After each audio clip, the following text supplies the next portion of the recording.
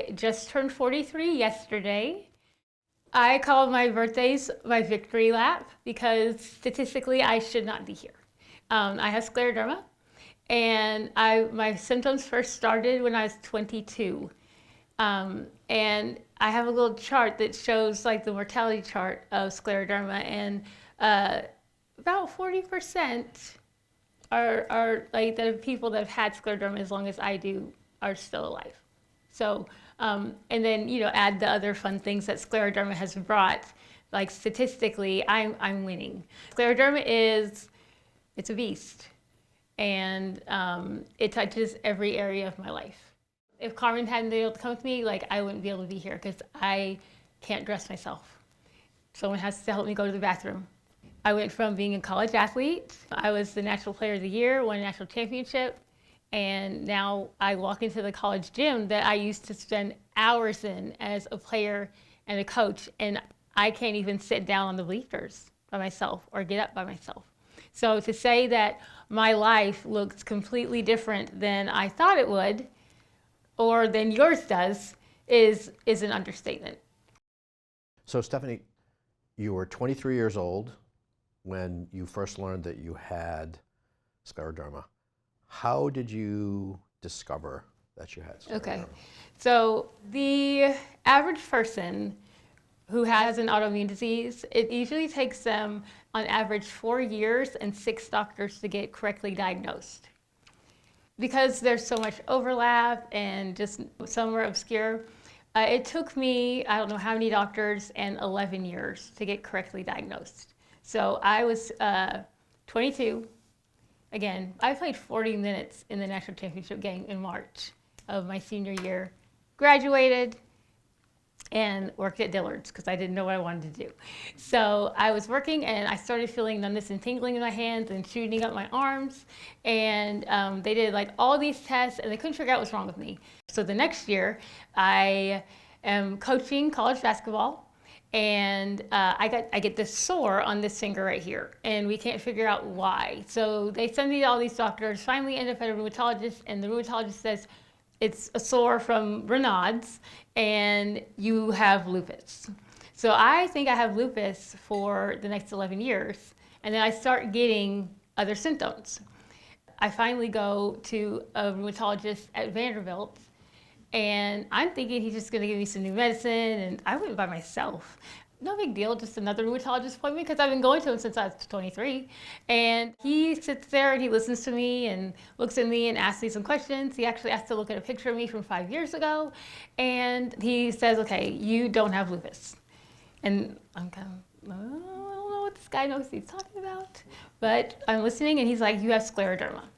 And I know you have scleroderma because my mom had scleroderma, and that's actually why I became a rheumatologist.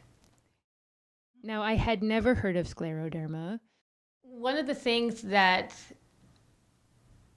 is hard to describe, to walk out of a doctor's office and you Google what you have, and you see that the life expectancy is 1 to 3 years. You got a 4-year-old at home. Or to be teaching and get a call from your doctor and find out that you have a spot on your lung and you have to keep teaching. You take 15 minutes to have someone cover your class to gather yourself and go back and act like everything's fine. Or driving to Memphis for a basketball game, biggest game of the season, 4-year-old sleeping in the back seat. Hadn't told your husband, who's the head coach, that you have a spot on your lung and you have to get further testing. You have to coach a game. We won, by the way, last second shot. Just the compartmentalizing that you have to do, the getting up every time that you get hit and that you hear something that's telling you that you're dying. And my son went from having a mom who was doing yoga and shooting hoops to now he helps me go to the bathroom. No one ever thinks they're going to live like this, you know? There's people that tell me they wouldn't want to be living if they lived like this. But that's the reality of scleroderma. What I'd like to kind of understand, have folks understand, Stephanie, is from 23 when you were diagnosed to whenever you feel your body transformed to its position today. How did that transition take place, or what happened? What are the things that occurred to your body over the first few years of the active disease? Yeah. There are different types of scleroderma. There's limited and there's diffuse. And I have diffuse scleroderma, which means that scleroderma is going to affect my internal organs and my external. Well, basically, over the last 5 years, I've just become decreasingly disabled. So the hands limited function. That's as far as I can raise my arms and the front and back. I do physical therapy, and my physical therapist has really increased my range of motion and my pain and my muscle tone. I have to plan to go to the bathroom because someone has to lift me out of here, pull my dress up, help me sit down, wipe my tush. I do not have the privilege of having dignity. Like, dignity is it's a luxury. So don't worry, you're not going to leave here feeling sorry for me, because you shouldn't. I am so well supported. My husband is an angel. 4 years ago, we were at a spot where it was like, I can't take care of myself. Like, I basically couldn't go to the bathroom by myself anymore. And I couldn't work in person. I was working at a virtual school. We were like, we got to figure something out. Imagine your partner giving up their dream job when they're not ready to take care of you. And like, it's not even a second thought. He's just like, I think this is the best thing to do. My husband was raised by sharecroppers. He was raised by his grandparents. He's the first person in his family to graduate from college. So to watch my husband, who has worked his whole life and literally been a pioneer in his family, walk away for his career and happily drive me around, it's incredibly humbling. So to have a partner like that, I would not be here without my community and my husband, of course, my son. That's awesome. So talk about what was harder, the physical limitations or the emotional impact of the physical limitations? I think that depends on the day. Yep. Would you call it like a roller coaster? Yeah. Yeah. Yeah. I can't be reliable because I have an unreliable body. I wake up and I am how I am. An hour from now, I could be totally different. I think recently, it's the mental part has been frustrating. I've been dealing with a lot of brain fog. Yeah. Let's talk about motherhood and legacy, because Xavier is very important to you. You really want to see Xavier grow up, right?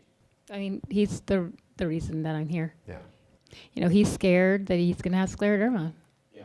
Like, he's already been tested for it once because he's scared about it. Xavier is literally why I choose to get up and fight every day. Just knowing that he's growing up, being compassionate. It is, y'all, I think the hardest thing about being chronically ill and disabled is seeing the effect that it has on him, because it is a heavy burden. You know, my husband and I do the best that we can to make sure that he's not my caretaker. You know, he asks to learn how to give me my shots. I could take a shot once a week.